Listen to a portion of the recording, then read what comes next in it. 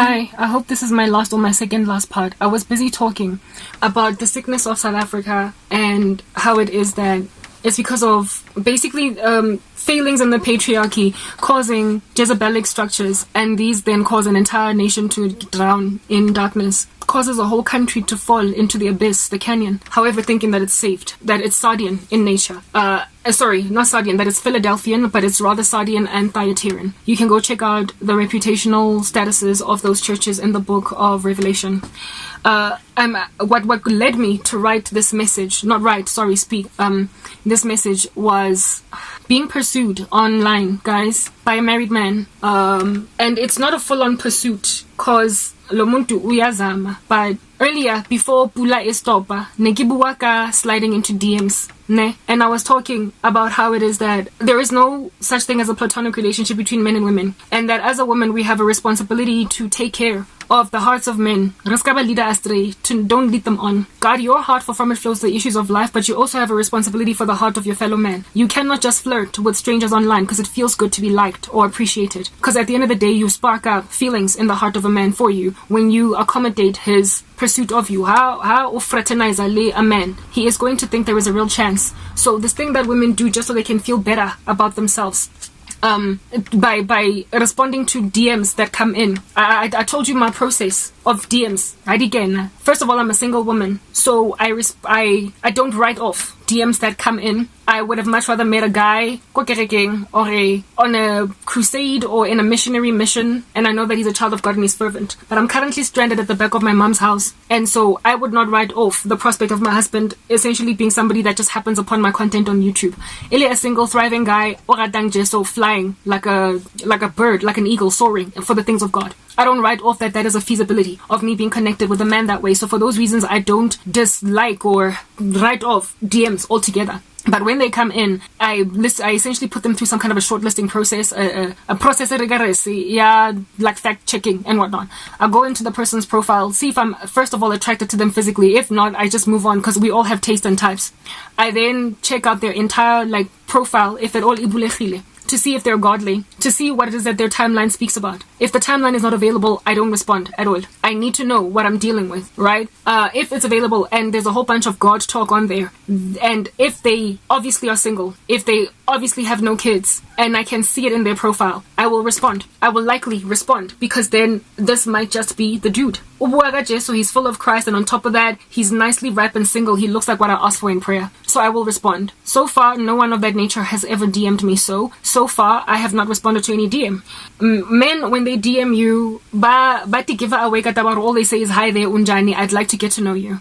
Whereas women, when they DM you, they will likely say, hey, I'd like to see if maybe you and I can't fellowship together and do something. Bahufa sentence, a constructive understanding as to why are they writing you. Dudes, bashala just like a construction worker on a skyscraper about to fall off it on a scaffolding, layer the bricks. Actually, when I was to uniform, and it's like, hello, nice. From that distance, Kia, hi, you're coming back home from school. Hello, nice. What do you know about me? There is intention behind there that is obviously just ominous, and frankly, I don't respond to it. There's only one guy that's ever written me, like some paragraph nyana to when Carlos says, why should we talk? And I responded to him, Mara, because I wasn't feeling him like that, I gave him very close-ended answers and kind of made it clear to him that I'm not comfortable with you DMing me in this way. But I didn't want to be rude and respond not to somebody who went out of their way to tell me, I saw this video of yours, I really felt encouraged by it, keep doing what you're doing, and I feel really blessed by your work. I'm not going to tell that dude, I'm not going to ignore a person like that, but I will also make it clear that if I continue to have this to and from conversation with you where we're fellowshipping in Christ, when Adam sees Eve, what he sees is bone of his bone, flesh of his flesh. He does not see a bosom buddy impinche, a sister with whom you can fellowship in Christ forever. Kumbaya, and that's all you do. At most, when you meet each other, you chest bump, you fist bump, or you hug, but there is no relationship. Men know what they want when they try to talk to a woman. So we have a responsibility as women, if we are not interested in being with a guy at all, to make it clear from the get-go that this is not going anywhere. Because once you string a guy along, once you give him any kind of a semblance of a hope that he could actually one day be lying in bed with you as a husband, he will develop strong, hard-knock feelings, and then that's the kind of stuff that produces stalkers when it does not work well. You don't know who you're dealing with. You're dealing with umuntu that is on the internet, and so you cannot afford to take much chances. Stalking is a real disease. It's a real issue, and people spend real money on it sometimes to make the life of a woman real impossible, or a man. So you should not be bringing for yourself more danger in your life than you already are dealing with in your ecosystem around in la from next door neighbor who can actually see in Ruyako.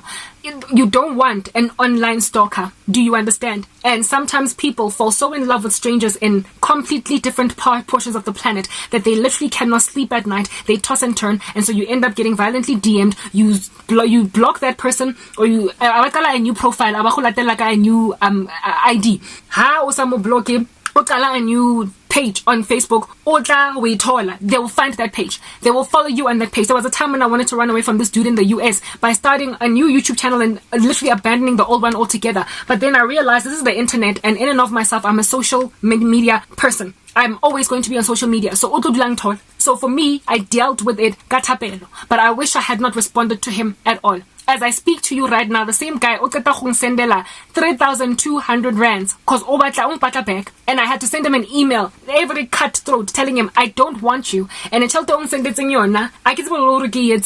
are not going to prosper to win me back. I led him to churches and pastors to deliver him in the United States that I know of, but he is obsessed and addicted. This is a man that tried to kill me, and he's tried to come back into my life again. I want for myself a stalker by not exercising these basic principles, and the stalker every so often just sends random chunky amounts of money into my bank account. So you might be thinking, Karabo, at least no, this is a man okulang, and this is a man that can't have a woman, and this is a man that South Africa in an aeroplane, I could find myself on the opposite end of a barrel, dying at his hands. The way I feel, if I can't have you, no one else will.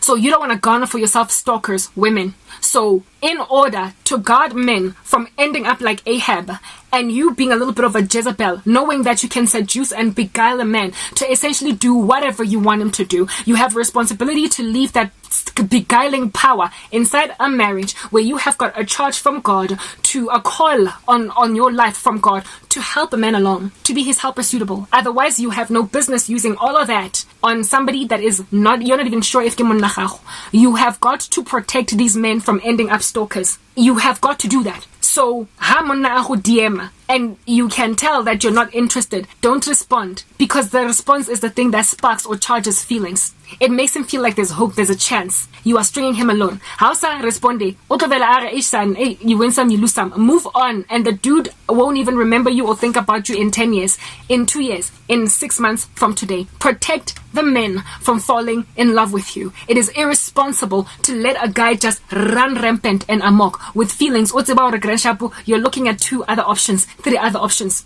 You might be garnering for yourself a dude that's going to fall so violently in love with you that you're going to end up stalked and maybe even killed. So having spoken that, I wanted to let you guys know that I was inspired to do this entire series.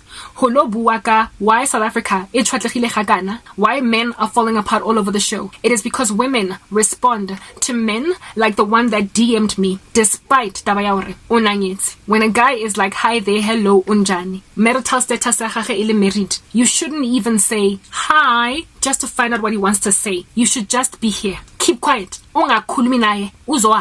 He will, if anything, be ashamed of himself for daring ukshela ngoba siyayazi kahle hello what it means, especially in the black community. Ke hello nice. Ke a from a distance. Ke go bona onjani because precisely wa go batla. La ha ka re a ke go shele wa go shela. Men are very purposeful. Ha bua le basadi. A ka se buile mosadi sa mo batleng in that capacity. A ka se buile ena. A ka se mozame. Hana tabana nako u busy doing other things. A ka zo khuluma nje necheri because mina ngifuna umngane. So since you know what their intentions are, bless him with disregard. Just ignore him. Final part.